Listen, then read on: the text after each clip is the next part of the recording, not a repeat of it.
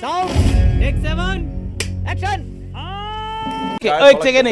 एक सेकेंड मैं आता हूं आपके पास राजकुमार भाटी। राजकुमार भाटी, आपका इस चर्चा में स्टेक बहुत हाई है और मैं इसलिए जिम्मेदारी से इस बात को बोल रहा हूं।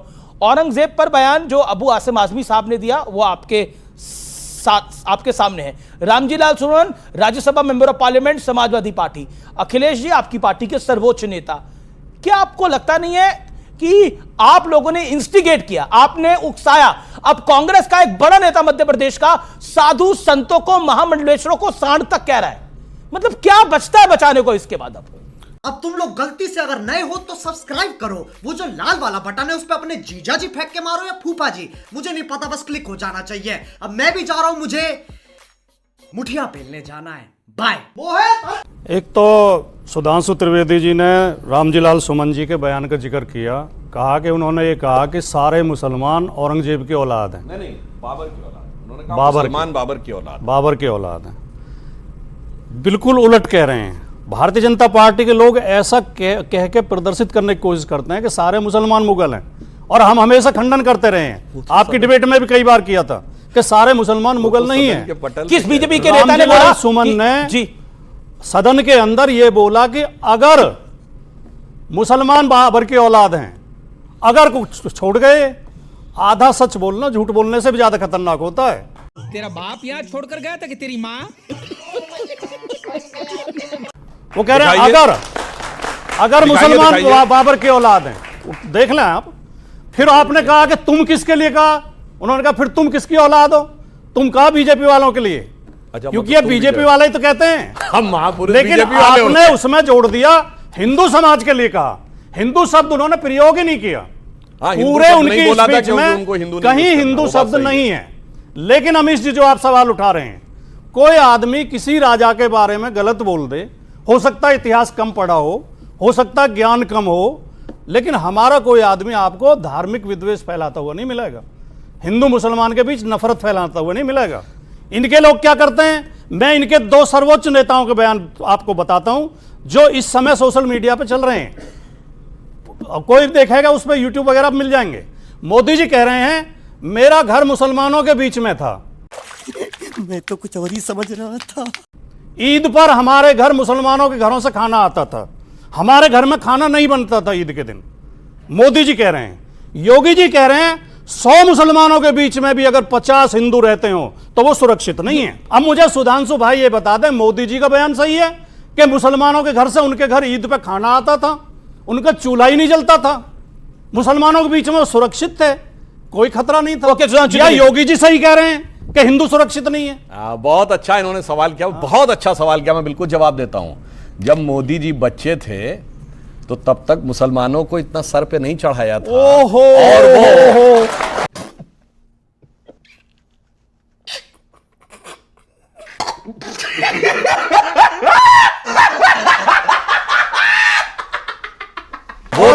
नहीं था।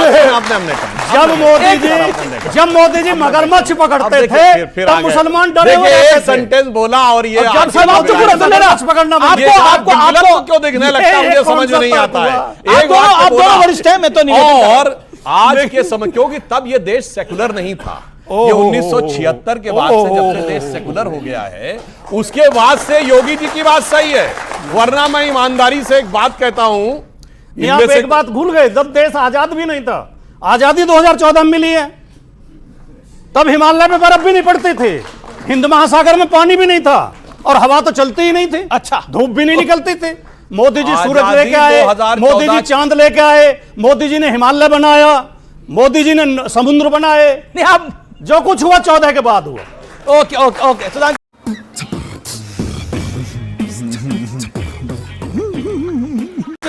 कुछ नहीं था उस समय। देखिए, नहीं, ये तो देश ही सन 47 में बना था, इससे पहले देश थोड़ी था। ये तो वो है ना भैया, ठाकुर तो कह रही है 14 में आजाद हुआ। नहीं सुधांशु जी, आपकी एक बड़ी फेमस प्रेस कॉन्फ्रेंस है जिसमें आपने बोला 2014 से पहले भारत था वो आंशिक तौर पर मुस्लिम राष्ट्र। 2014 से पहले भारत आजाद हुआ, ये नहीं सच है कि 2014 में। आजादी की अनुभूति 2014 में। और मैं बताना चाहता हूं, 2014 से पहले जो मैं बोल चुका हूं वो फिर रिपीट कर रहा हूं, यह देश आंशिक रूप से मुस्लिम राष्ट्र था। और अब इसे वास्तविक सेकुलर राष्ट्र कहा जा रहा है। अगर मेरे बयान पर किसी को आपत्ति है तो दुनिया में एक सेकुलर देश बता दे जहां ट्रिपल तलाक, हलाला, मेहरम, हज सब्सिडी, वक्फ बोर्ड और अगर शरिया और सुप्रीम कोर्ट में मतभेद हो जाए यानी शाबानो केस, तो देश की संसद सुप्रीम कोर्ट के निर्णय को रौंद कर शरिया को सुप्रीम कोर्ट से ऊपर कर दे। 1947 से पहले से लेकर 2014 तक जानते क्या था? हिंदू भाग रहा था। पहले काबुल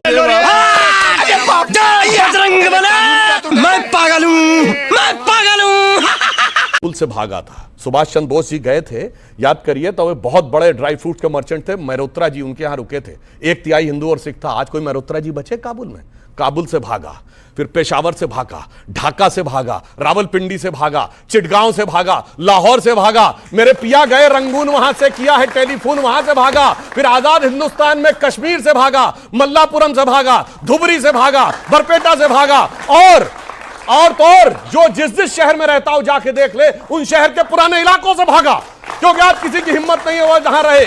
मगर 2014 के बाद जागता हुआ दिख गया, भागता हुआ बुरा लगता ये कहानी है, हुआ इनको अच्छा नहीं लग रहा। ये आपको इसलिए हिंदू मुसलमान दिखाई दे रहा है। सुधांशु त्रिवेदी का कहना है हिंदू जाग रहा है और इसीलिए विपक्ष भाग रहा है। सुधांशु जी ने कहा कि 2014 में आजादी का एहसास हुआ। क्यों हुआ उसका कारण खोजिए। जब देश की आजादी की लड़ाई चल रही थी, इनकी पार्टी का नाम है भारतीय जनता पार्टी। भारतीय जनता पार्टी की मां है जनसंघ, जनसंघ की मां है हिंदू महासभा और आरएसएस। हिंदू महासभा और आरएसएस से इनकी पार्टी का जन्म हुआ है।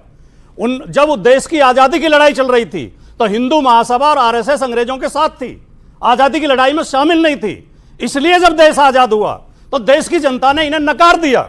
इनकी कहीं 1 सीट आती थी, कभी 2 आती थी। कृपया बोलने दें, कृपया बोलने दें। और 1990 में जाके नकार रखा था आपको, आपकी पार्टी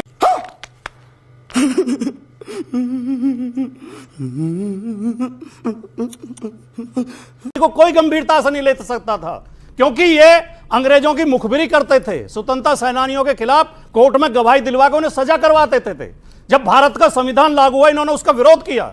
जब तिरंगा झंडा फहराया गया इन्होंने उसका विरोध किया। आरएसएस के मुख्यालय पर 2002 तक तिरंगा झंडा नहीं फहराया गया।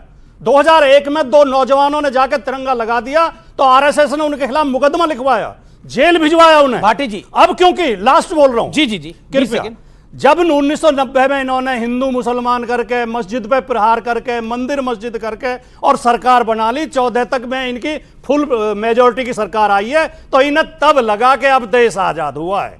जब देश सेकुलरिज्म के रास्ते पर चल रहा था, सोशलिज्म के रास्ते पर चल रहा था, संविधान के रास्ते पर चल रहा था, तब इनके मन में ठीक है। ओके, सेकुलरिज्म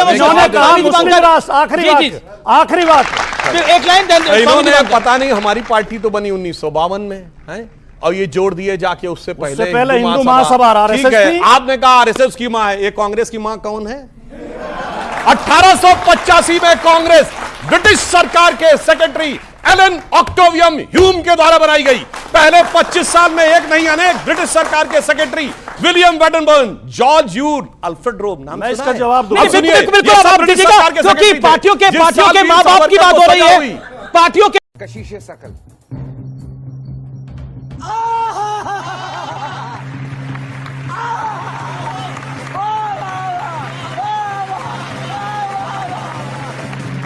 मां बाप की बात हो रही है। मैं ये अन्याय होगा विवेक श्रीवास्तव के साथ उनकी पार्टी का। एक मिनट, जी एक लाइन, इसके बाद मैं दूसरों जी और कौन किसको बाप मानता था मैं बताना चाहता हूं। सन 47 में से पहले अंग्रेजों ने रूल बना रखा था कि भारत का बजट शाम 5 बजे आएगा, चूंकि लंदन में 11 बजते थे। 1997 तक 5 बजे शाम को प्रस्तुत होता रहा। अटल जी की सरकार में चेंज हुआ। बोलो भाई कौन बाप बना के रखा था? 1968 तक किसने जॉर्ज की मूर्ति इंडिया गेट पर रखी हुई थी? आपको पता है? आजादी मिली 47 में, 48 तक माउंटबेटन क्यों रहा गवर्नर जनरल? बताओ, भारत का पता है? 1949 तक आर्मी चीफ अंग्रेज रहा। कौन? General Francis Roy butcher. आपको पता है कि भारत का एयरफोर्स चीफ 1954 तक रहा गैलॉर्ड गिब्स। आपको पता है कि भारत का नेवी चीफ 1958 तक रहा स्टीफन कार्लाइल। भाई साहब बाप बना। और आपको पता है 1977 तक भारत के सारे एग्जाम सेंट्रल गवर्नमेंट के सिर्फ और सिर्फ इंग्लिश में होते थे।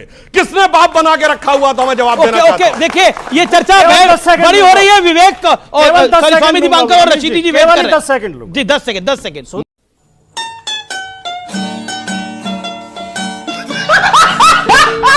का जवाब जरूर दीजिएगा। सुधांशु जी इतने परेशान हो गए मेरे तर्कों से अरे कि मेरे बजाय कांग्रेस पे हमला करने लगे।